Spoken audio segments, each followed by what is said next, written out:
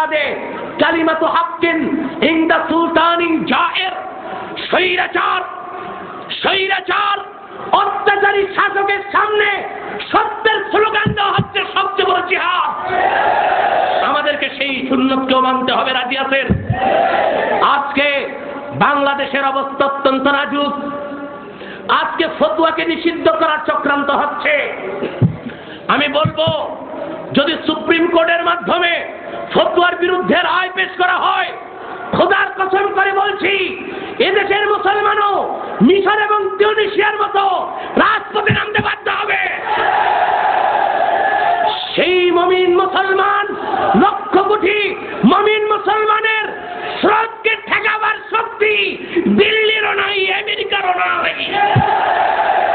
ভাইয়েরা আমার, ভাইয়েরা আমার,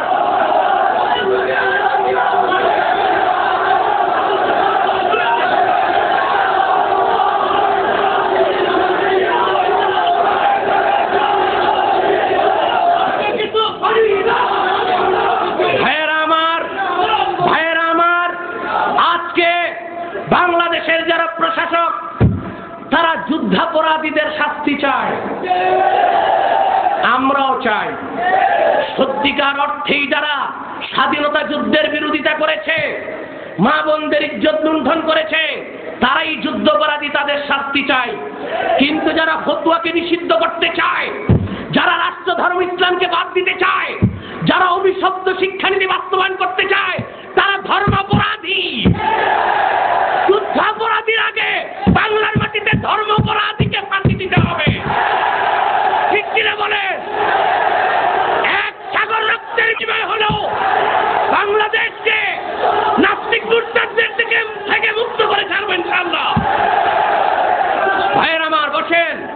ভাইয়ের আমার, ভাইয়ের আমার, বন্ধুরা আমার, বন্ধুরা আমার, যারা যুদ্ধাপরাধী সংবিধানে তারা অপরাধী, কিন্তু যারা ফতোয়াকে নিষিদ্ধ করতে চায়, তারা কোরআনের সংবিধান অনুযায়ী ধর্মাপরাধী। কামাল চৌধুরী, কবির চৌধুরী, ডক্টর কামাল, ডক্টর ইউনূসের মতো ধর্মাপরাধীদেরকে যুদ্ধাপরাধীর আগে ফাঁসি কাটতে ঝুলাতে হবে। যারা দেশের মানুষকে সুদ খাইয়ে হারামখোর বানিয়েছে, কবির চৌধুরী হচ্ছে সেই অভিশপ্ত জাহান্নামের কীট, যে মসজিদের আযানকে ব্যবসার ডাকের সাথে তুলনা করেছে। তার বিচার করতে হবে। তসলিমা নাসরিন ধর্মাপরাধী, তার বিচার করতে হবে। ঠিক কিনা বলেন?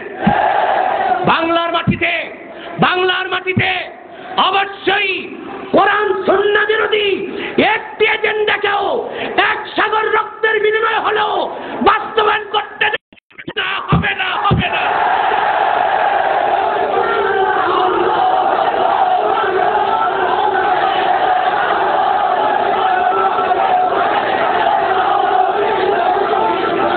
ভাইয়েরা আমার, বন্ধুরা আমার, আমার সময় ফুরিয়ে যাচ্ছে। আরেকটি কথা বলছি, অভিশপ্ত শিক্ষানীতি বাস্তবায়ন করতে দেওয়া হবে না।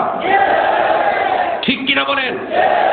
বর্তমান যে শিক্ষানীতি, বর্তমান যে শিক্ষানীতি যেটা বাস্তবায়নের চেষ্টা হচ্ছে, সম্পূর্ণ কোরআন সুন্নাহ বিরোধী।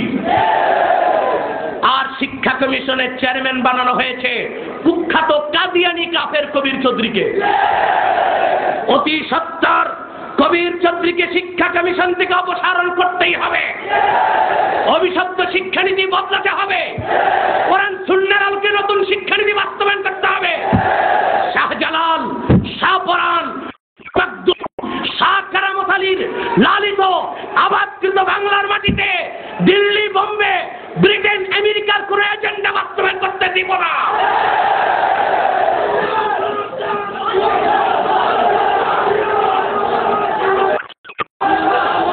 ভাইয়েরা আমার, ভাইয়েরা আমার, ভাইয়েরা আমার, মিশরের বিপ্লবীদের কাছ থেকে শিক্ষা নিন।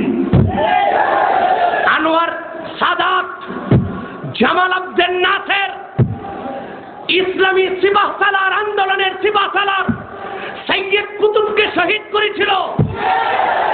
মিশরের তাহরির স্কয়ারে সৈয়দ হাসান আল বান্নাকে শহীদ